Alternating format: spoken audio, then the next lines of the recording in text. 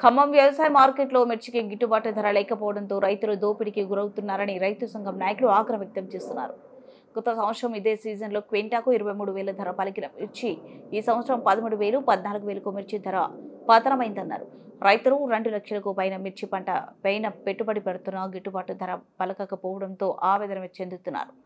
ఇప్పటికైనా వ్యవసాయ శాఖ మంత్రి తుమ్మల నాగేశ్వరరావు తక్షణమే స్పందించి మార్కెట్తో మిర్చి కొనుగోలు చేసే విధంగా కృషి చేసి ఖమ్మం కేంద్రంగా మిర్చి బోర్డు ఏర్పాటు చేయాలని అంటున్న ఖమ్మం సిపిఎం రైతు సంఘం నాయకులు రమేష్ ఒక ప్రకటనలో తెలిపారు.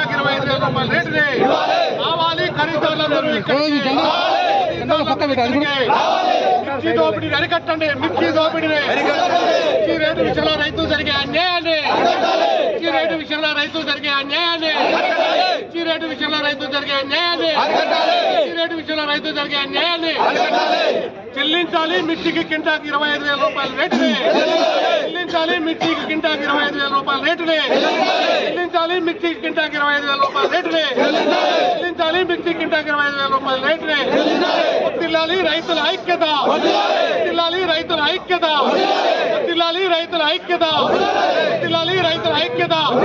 చెల్లించాలి. మిర్చికి కింటాకి 25,000 రూపాయల రేటుని